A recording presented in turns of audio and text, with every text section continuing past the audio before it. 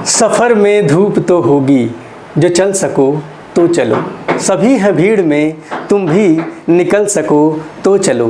किसी के वास्ते राहें कहाँ बदलती हैं, किसी के वास्ते राहें कहाँ बदलती हैं, जो तुम खुद को बदल सको तो चलो।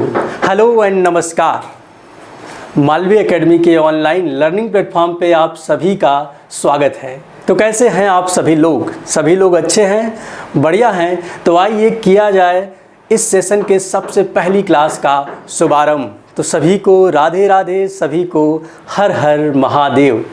तो चलिए बात करते हैं, जैसे कि आपको दिख ही रहा होगा पीछे कि आज हम लोग क्या बात करने वाले हैं, न्यूमेरिकल एबिलिटी के सिलेबस की। न्यूमेरिकल एबिलिटी जो कि जनरल टेस्ट का ही पार्ट है। जनरल टेस्ट में हमारे पास टोटल 3 सब्जेक्ट होते हैं। कौन कौन से? न्यूमेरिकल एबिलिटी, दूसरा जनरल रीजनिंग और तीसरा हमारा क्या होता है, करंट अफेयर या जीके। तो ये तीनों टॉपिक को मिला के जनरल टेस्ट बना हुआ है और जनरल टेस्ट से इन तीनों टॉपिक्स के क्वेश्चन आते हैं। लेकिन हम यहाँ पे डिस्कस करेंगे आज जनरल मैथ्स, जिसको न्यूमेरिकल एबिलिटी भी हम बोलते हैं। तो देखिए, अगर हम देखें तो आज हम बात करेंगे केवल सिलेबस की नहीं, क्योंकि अगर हम देखने जाएं एनटीए के सिलेबस को तो वहाँ पे केवल लिखा हुआ है कि 6 to 8 की चीज़ें पूछी जाएंगी, बट कोई भी टॉपिक उसने क्लियर नहीं कर रखा है। बट 2022 और 2023 मतलब 2022 का और 2023 का अगर हम सिलेबस पेपर पैटर्न देखें तो वहाँ से हमको समझ में आता है कि जो सिलेबस हमारा क्या हो सकता है, उसी अकॉर्डिंग हमने सिलेबस को प्लान किया है। तो आज हम जानेंगे न केवल पेपर के पैटर्न को बल्कि एग्जाम के नेचर को भी। तो चलिए एक एक पेज करके हम बिना समय लिए हुए आपको डिस्कस करते हैं और बहुत ध्यान से सुनिएगा, ज़्यादा समय हम नहीं लेंगे और जल्दी जल्दी अपने सिलेबस को जानेंगे और पेपर के एग्जाम के पैटर्न को जानेंगे। क्योंकि किसी भी एग्जाम को देने से पहले हमें सबसे पहले उसके एग्जाम के नेचर को समझना जरूरी है। अगर हम एग्जाम का नेचर ही नहीं समझ रहे होंगे तो अंधकार में पढ़ाई करने से कोई फ़ायदा नहीं है ना। अंधकार में अगर हम चलते जाएं, हमें पता ही नहीं है कि हमें किस रास्ते चलना है। तो एक बार अगर आप सिलेबस को ध्यान से देखेंगे तो हमें एटलीस्ट ये आइडिया तो मिलेगा कि हमें क्या क्या पढ़ना है और क्या क्या नहीं पढ़ना है और क्या क्या ज़्यादा पढ़ना है और क्या क्या कम पढ़ना है। तो उन सब चीज़ों को आइए हम जानेंगे बिल्कुल डिटेल में। तो चलिए सबसे पहले पेज पे आपको हम देखते हैं एग्जाम के नेचर के बारे में बताया, मतलब क्वेश्चन के नेचर के बारे में बताया गया कि एग्जाम में आपके पास जनरल टेस्ट में 60 क्वेश्चन होंगे, जो सबको पता होगा, और 60 में से 50 क्वेश्चन आपको अटेम्प्ट करने हैं। एक क्वेश्चन पे आपको +5 मार्क्स मिलेगा और एक गलत क्वेश्चन पे आपके 1 मार्क्स क्या होंगे, काट लिए जाएंगे या नेगेटिव मार्किंग होगी, है ना। तो ये तो बच्चे पेपर का जो क्वेश्चन का पैटर्न है। लेकिन बच्चे अब ये 60 क्वेश्चन में से ऐसा कहीं पे भी डिफाइन नहीं है कि हमारे पास जनरल रीजनिंग, मैथ और जो जीके के क्वेश्चन है सब तीनों बराबर बराबर आएंगे। कोई भी टॉपिक कितने भी क्वेश्चन वो पूछ सकता है, ऐसा एनटीए ने कहीं भी कहा नहीं है कि हम बराबर बराबर इनके पूछेंगे। तो हमें ये नहीं मान के चलना है कि मैथ का भी क्वेश्चन 20 पूछा जाएगा, रीजनिंग का भी क्वेश्चन 20 पूछा जाएगा और जीके का भी क्वेश्चन 20 ही पूछा जाएगा। तीनों क्वेश्चन वेरी कर सकते हैं, लेकिन फिर भी एट लास्ट अगर हमको एग्जाम की तैयारी करनी है तो हमें ये मान के चलना होगा कि तीनों हमको बराबर बराबर पढ़ना है।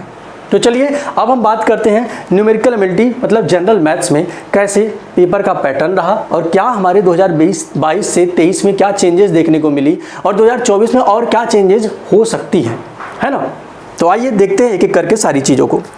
तो जैसे हम बात करें जनरल मैथ्स की, सबको पता होगा कि जनरल मैथ्स में हमेशा 2 चीज़ें पढ़नी होती हैं। 2 टाइप्स के, हमको 2 पार्ट में इसको डिवाइड हमने किया है। पहला क्या बच्चे हमारे पास होता है, पहला हमारे पास अरिथमेटिक होता है। अरिथमेटिक मतलब अंक गणित। अंक गणित नामों से ही लग रहा है, इसमें अंकों के बारे में चीज़ें दी होती है। जैसे आपको नॉर्मल कैलकुलेशन करना होता है तो ये थोड़ा सा हमारे लिए ईजी होता है। लेकिन एडवांस मैथ में चीज़ें क्या होती हैं, थोड़ी सी टफ इसलिए लगती है, टफ होती नहीं है क्योंकि इसमें थोड़ा हमको फार्मूलों को यूज करना होता है, थोड़ा हमें अलजेब्रिक जो हमारी आइडेंटिटीज होती है जैसे x, y, z इन सब कुछ से डील करना होता है। थोड़ा कभी कभी एंगल ज्योमेट्री में चले जाएं तो एंगल या शेप्स के साथ हमें डील करना होता है, या आकृतियों या कोड के साथ हमें डील करना होता है, इसीलिए ये थोड़ा हमें टफ लगता है। तो चलिए सबसे पहले हम बात करते हैं अर्थमेटिक में। तो अर्थमेटिक में बच्चे हमारे पास देखिए, हमने सारी टॉपिक्स को इस बार जब पेपर मैंने 2 साल का देखा तो हमने सारी टॉपिक्स को केवल एक टॉपिक जैसा नहीं ट्रीट किया है। जैसे मैंने देखा कि नंबर सिस्टम में केवल नंबर्स के बारे में नहीं पूछ रहा था, नंबर सिस्टम में जो है केवल नंबर्स के बारे में नहीं पूछ रहा है। तो हमने क्या किया कि नंबर सिस्टम के जितने भी टॉपिक्स थे जो उससे रिलेटेड थे, हमने उसको एक यूनिट बना दिया और नंबर सिस्टम में रख दिया। ऐसे ही हम पढ़ने वाले हैं इस बार। तो नंबर सिस्टम में हम देखें तो हमारे पास कितने टॉपिक्स टोटल दिख रहे हैं, numbers, decimal and fraction, divisibility and remainder, unit digit and factor, LCM SCF, power and surds, APGP HP मतलब arithmetic progression, geometric progression, harmonic progression, और चौथा हमारा है बोर्ड मास। ये तो हो गया नंबर सिस्टम के जो टॉपिक्स थे। अब बच्चे अगर हम देखें 2022 की बात अगर हम करें, 2022 में जो है नंबर सिस्टम से क्वेश्चन जो पूछा गया, तो नंबर सिस्टम के ये जो इजी से हमारे पार्ट्स थे, ये सब टॉपिक्स जो थे, नंबर से क्वेश्चन पूछ लिया या फिर डिविजिबिलिटी या रिमाइंडर से क्वेश्चन काफ़ी ज़्यादा पूछे गए। क्यों पूछे गए ज़्यादा? क्योंकि बच्चे जब भी कोई नया एग्जाम इंट्रोड्यूस होता है तो उस साल क्वेश्चन थोड़े ईजी पूछे जाते हैं, लेकिन जैसे जैसे एग्जाम पुराना होते जाता है या उसका पैटर्न लोगों को पता जब चलने लगता है तो पेपर का लेवल थोड़ा थोड़ा बढ़ने लगता है। तो पहली बार पेपर जब 2022 में पूछा गया तो इन दोनों से क्वेश्चन पूछे गए ज़्यादा और काफ़ी आसान से क्वेश्चन आए। सिंप्लीफिकेशन से भी कुछ क्वेश्चन आए। सिंप्लीफिकेशन हमारा बेसिकली पावर एंड सर्ट्स का ही पार्ट हमारे लिए है, या बोर्ड मास को मिक्स कर दें तो उसी का पार्ट है। तो इनसे भी क्वेश्चन बहुत आसान पूछे गए थे। लेकिन इस बार क्या किया उसने नंबर सिस्टम में इस टॉपिक को ऐड किया, APGP HP को।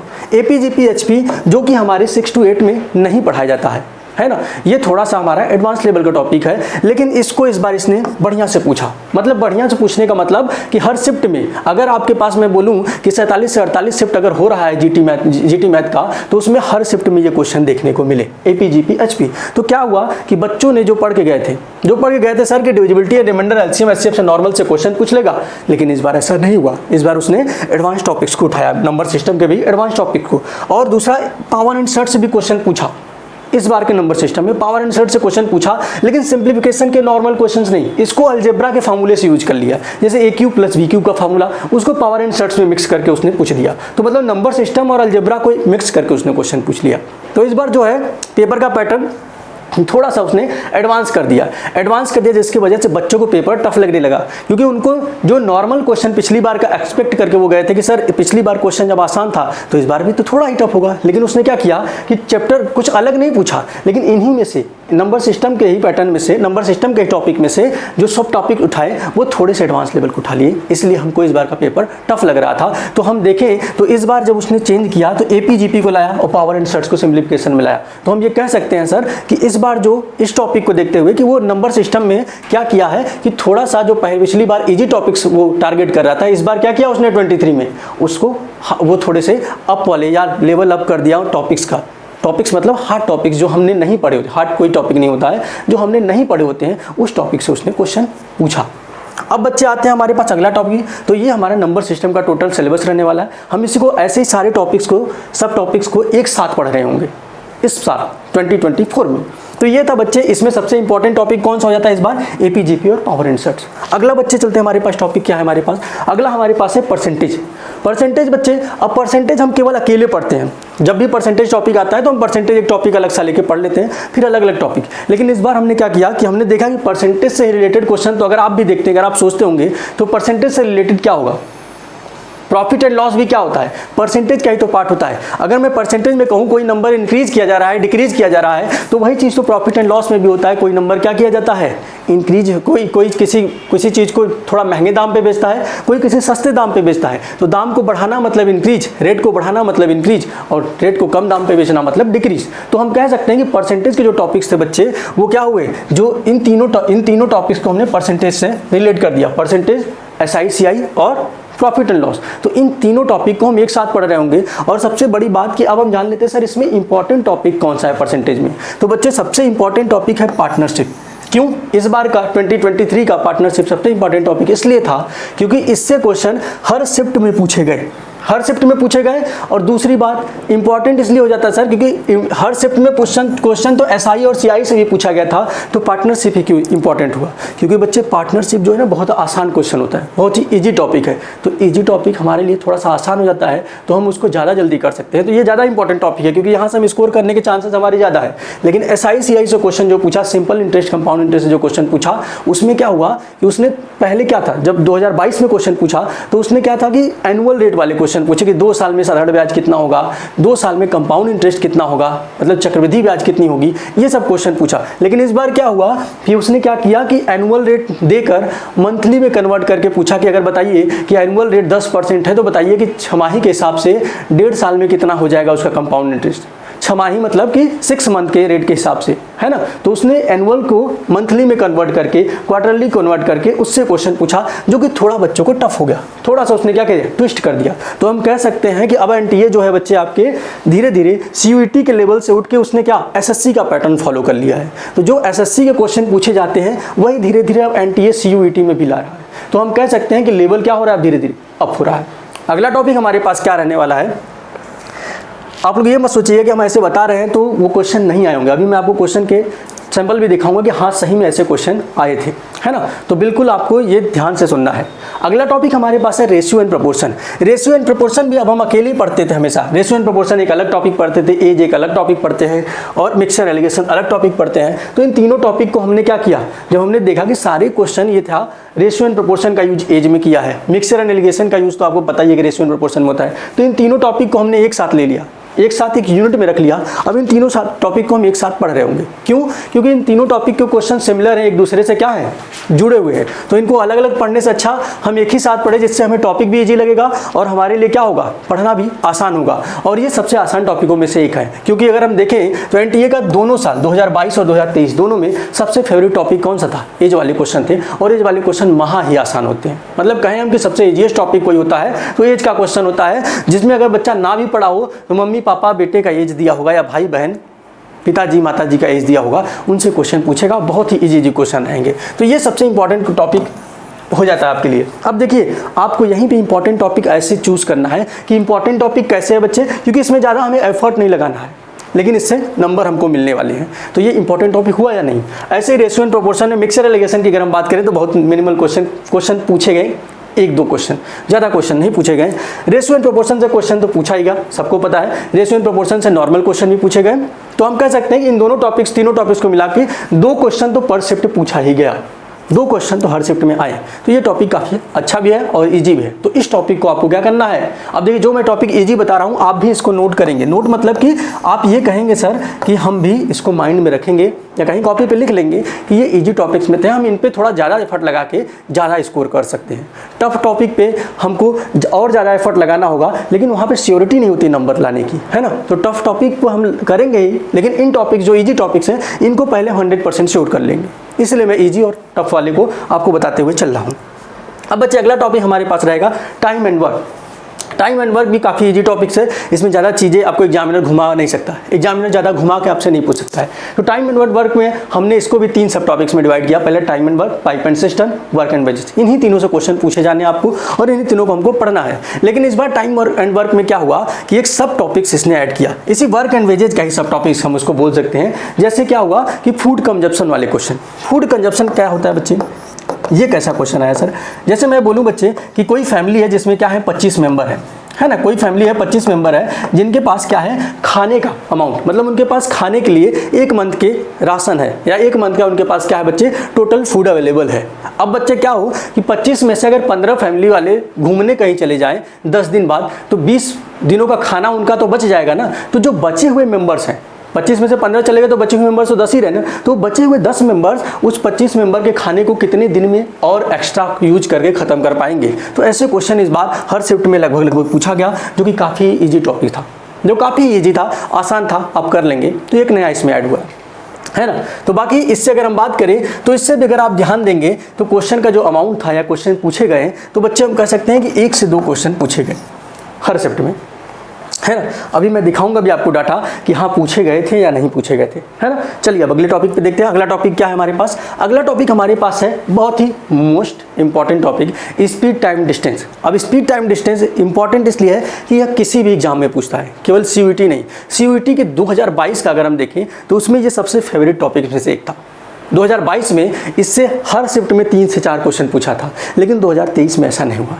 2023 में क्या हुआ, इससे क्वेश्चन अगर ट्रेन का पूछ लिया उसने, अगर इस टॉपिक के जो सब टॉपिक्स हैं अगर ट्रेन का क्वेश्चन पूछ लिया तो बोर्ड का नहीं पूछा था, अगर बोर्ड का क्वेश्चन पूछ लिया तो ट्रेन का नहीं पूछा था, अगर नॉर्मल स्पीड टाइम डिस्टेंस का क्वेश्चन पूछ लिया तो इसका नहीं पूछा था। तो हम देखा पाया कि एक क्वेश्चन लगभग या किसी शिफ्ट में 2 क्वेश्चन इससे पूछे गए, लेकिन जो वही 2022 में था तो इससे 3 क्वेश्चन पूछे जा रहे थे। तो टॉपिक्स कैसे इस बार सीयूईटी ने कैसे अपने पेपर को टफ बनाया कि जो इजी टॉपिक या उसके मोस्ट फेवरेट टॉपिक्स थे पीछे वाले, उनको क्या किया इस बार कम कर दिया। अब बच्चे इस पर फोकस करके गए थे, खूब पढ़ के गए थे इस टॉपिक को, लेकिन इससे क्वेश्चन क्या हुआ, एक ही 1-2 मिला। तो क्या हुआ बच्चों को वो पेपर थोड़ा सा, अब क्या हुआ, अब आप पढ़ के जाएंगे इस टॉपिक को खूब बढ़िया से, इससे क्वेश्चन नहीं आएगा तो आप थोड़े से घबरा तो जाएंगे ना। तो यही चीज़ इस बार पेपर में हुआ। तो इससे हमें ये समझ में आ रहा है, धीरे धीरे आपको भी समझ में आ रहा होगा कि हमें कोई भी टॉपिक ये नहीं समझना है कि इस बार अच्छा पूछा तो अगली बार भी अच्छा पूछा जाएगा। तो 2024 में जरूरी नहीं कि जो टॉपिक 23 में इंपॉर्टेंट था वो 24 में पूछा जाएगा, लेकिन हमें पढ़ना तो सभी पढ़ेगा ही, पढ़ना तो आपको सब पड़ेगा। अगला टॉपिक अब हम चलते हैं बच्चे, एवरेज एंड स्टैटिक्स।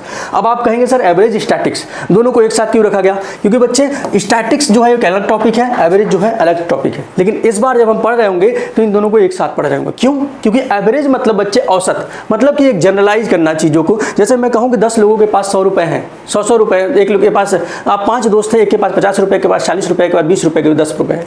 अब चारों का मिला के अगर हम पूछे कि एवरेज कैसे है, तो आप क्या करते हैं, चारों के पहले पैसों को एक साथ जुटा लेते हैं और फिर 4 से डिवाइड कर देते हैं और हमें मिल जाता है सर कि कितना उनके पास एक एवरेज पैसा है, मतलब कितना दोनों के चारों के पास अगर बराबर बराबर बांट दिया जाए उस पैसे को तो कितना हो जाएगा। तो एवरेज टॉपिक्स में हमें एवरेज के बारे में, औसत के बारे में तो पढ़ना ही है, लेकिन स्टैटिक्स को सर इसके साथ क्यों पढ़ रहे हैं। स्टैटिक्स में बच्चे हमें जो हमारे पास सबसे इंपॉर्टेंट है 3 ही टॉपिक्स इसमें पढ़ने होते हैं, मीन, मीडियन और मोड।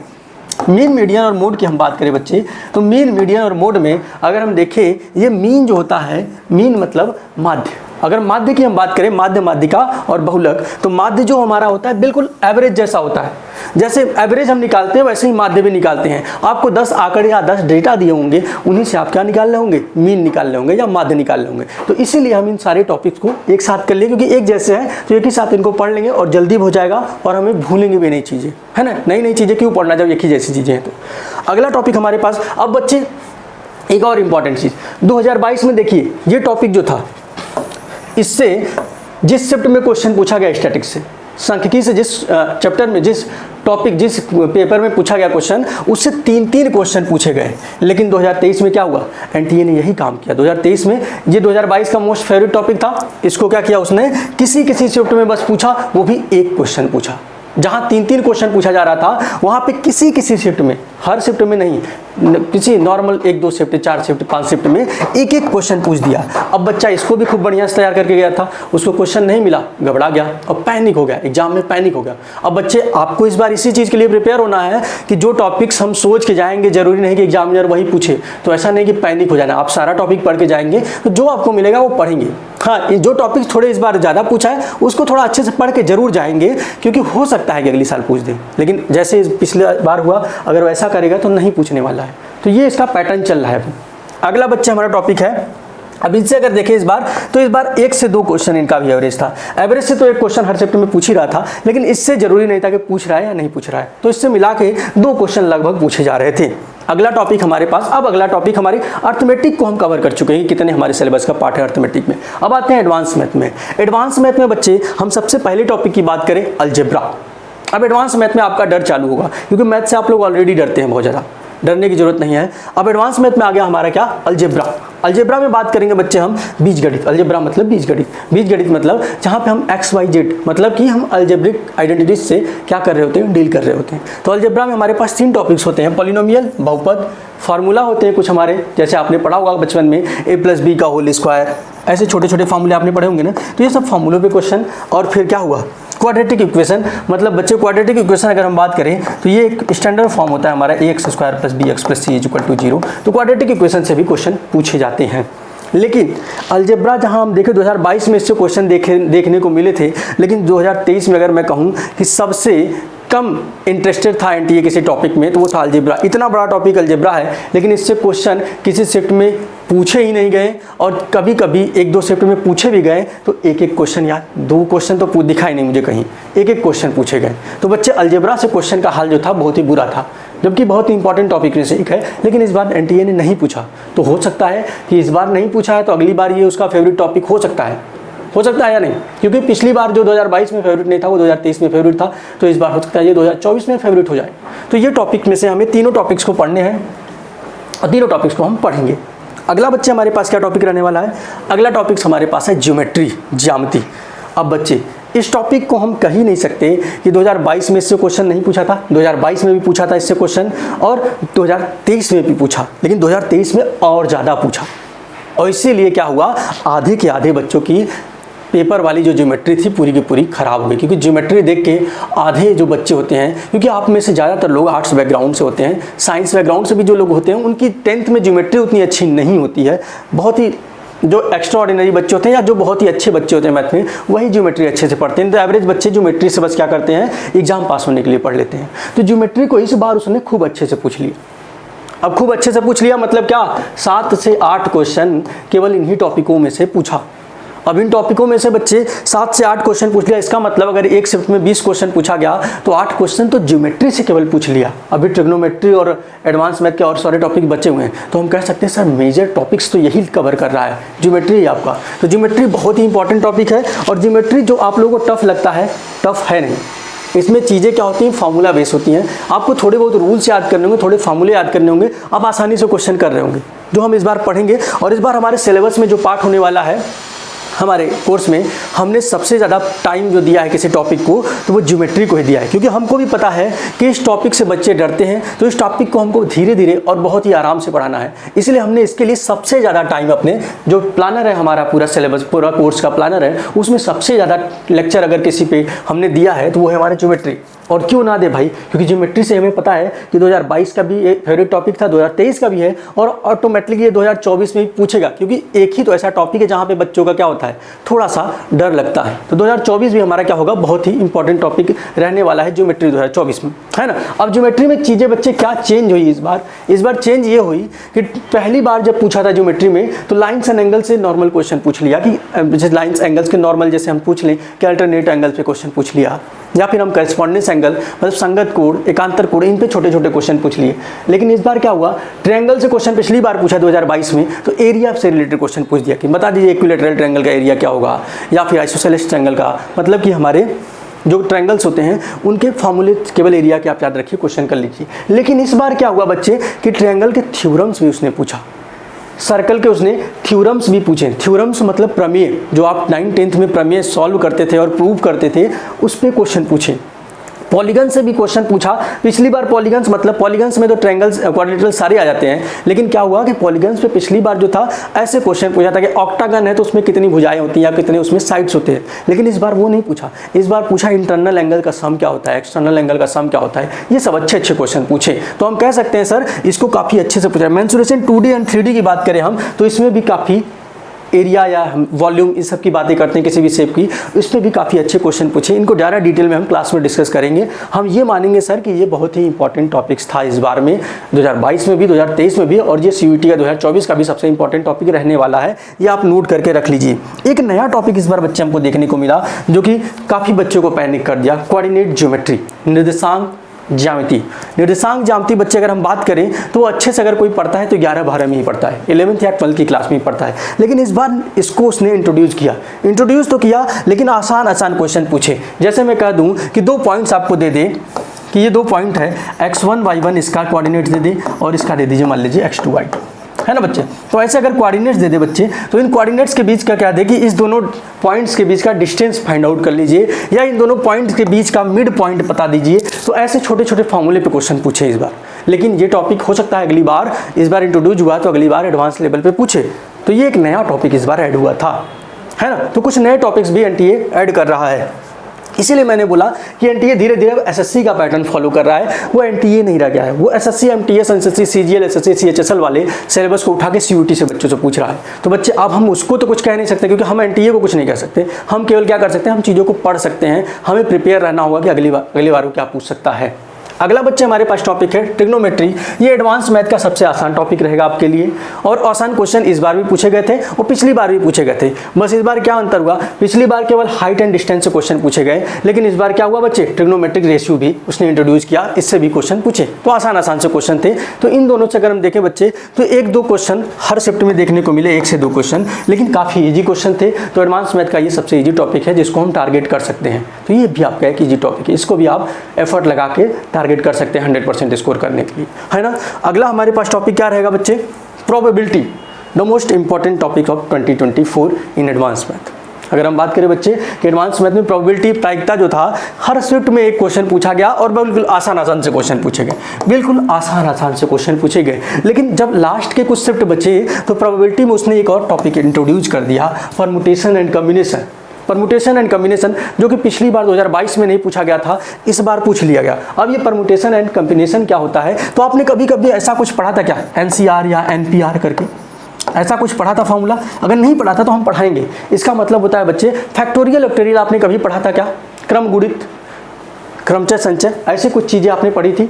नहीं पढ़ी है अगर तो हम पढ़ाएंगे। इससे क्वेश्चन इस बार इसने इसको लास्ट के 2-4 शिफ्ट में इसको इंट्रोड्यूस किया है, तो इसको भी हमें इस बार पढ़ना होगा, है ना। तो ये था हमारा टोटल टॉपिक हमारे पास। अब बच्चे ये सारे टॉपिक्स हमने देख लिया कि काफ़ी अर्थमेटिक में भी काफ़ी अच्छे टॉपिक्स उसने पूछे क्वेश्चन और एडवांस में भी पूछे। एक टॉपिक और आपका रह गया, कौन सा एक टॉपिक रह गया बच्चे, जो बहुत ही आसान सा टॉपिक है, DI, डाटा इंटरप्रिटेशन।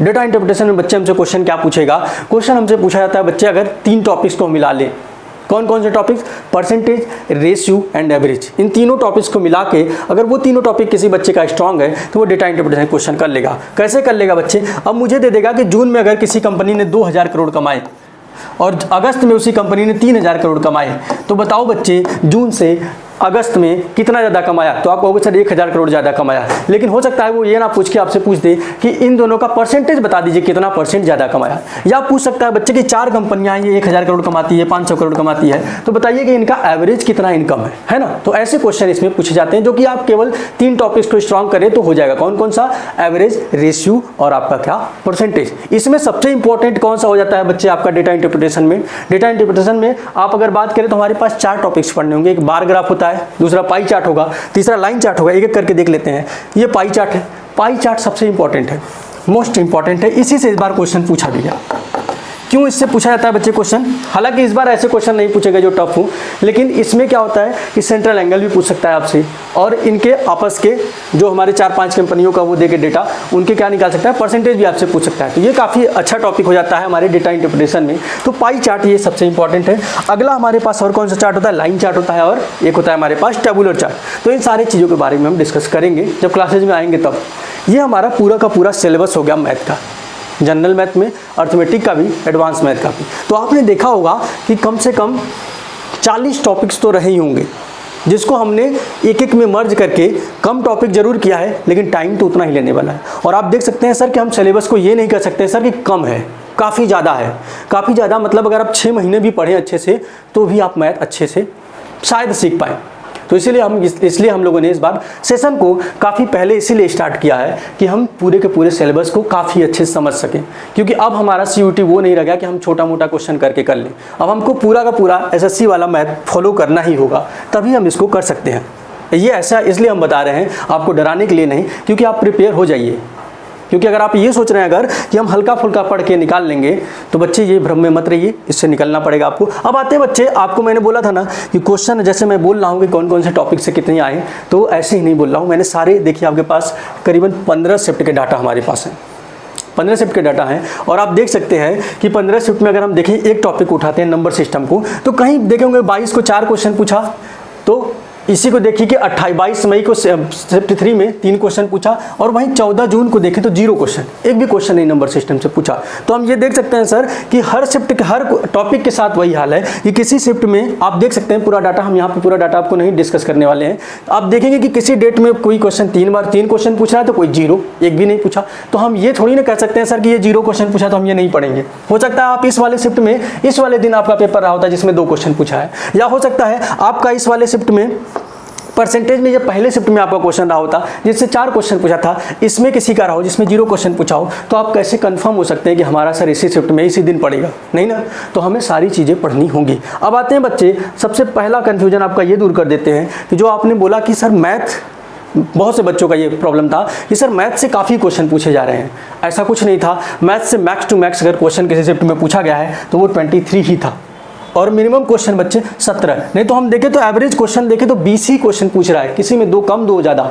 तो मैथ से कहीं भी ज़्यादा क्वेश्चन नहीं थे, बिल्कुल रीजनिंग, मैथ और GK तीनों का बिल्कुल इक्विवेलेंस हम कह सकते हैं, या परसेंटेज कह सकते हैं, तीनों लगभग बराबर ही पूछे जा रहे थे।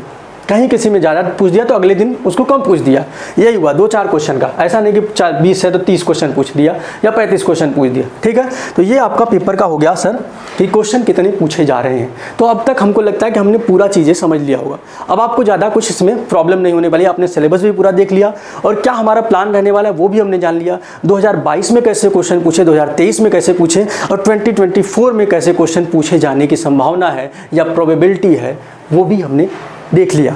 अब बात करते हैं बच्चे, कुछ सैम्पल क्वेश्चन आपके लिए हैं जो अब ये तो हमने बता ही दिया सर कि नए टॉपिक्स क्या ऐड हुए। नए टॉपिक्स आपको अभी मैंने बताया, coordinate geometry, permutation and combination और एडवांस ज्योमेट्री में जैसे हम कर सकते हैं सर साइक्लिक क्वाड्रिलेटरल, ये सब क्वेश्चन जुड़ गए। अब बच्चे कुछ ट्रेंडिंग टॉपिक्स भी थे, वो भी हमने बता दिए कि age, train, SICI, APGP, partnership, mensuration, coordinate geometry, trigonometry, percentage और ज्योमेट्री और प्रोबेबिलिटी, इन सबको कोई पढ़ ले तो वो 20 में से आराम से 10-12 क्वेश्चन कर लेगा। ये ट्रेंडिंग टॉपिक्स थे इस बार के, ये हर बार ट्रेंडिंग रहेंगे, ऐसा नहीं, क्योंकि ये क्वेश्चन क्या है, इससे अच्छे क्वेश्चन पूछे जाते हैं तो ये हमेशा ट्रेंडिंग में रहेंगे। तो इन पे आप थोड़ा सा ध्यान दीजिएगा। बाकी अब क्वेश्चन के सैंपल्स देख लीजिए कि कैसे AP के क्वेश्चन पूछे गए। अगर AP के कुछ एडवांस क्वेश्चन पूछे गए तो कुछ सिंपल क्वेश्चन भी पूछे गए।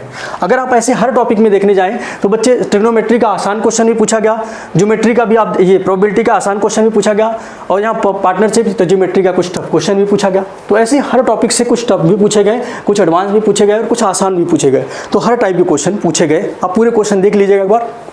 बाकी हम आगे की क्लासेज में, जब हमारी क्लासेज में आप मिलेंगे तो हम डिस्कस करेंगे। आज के लिए यहीं पे विराम देते हैं और हमको लगता है कि आप होप कि आप सबको पूरी चीज़ें समझ में आई होगी। तो चलिए अब आते हैं, फिर मिलेंगे हम अपनी क्लासेज में।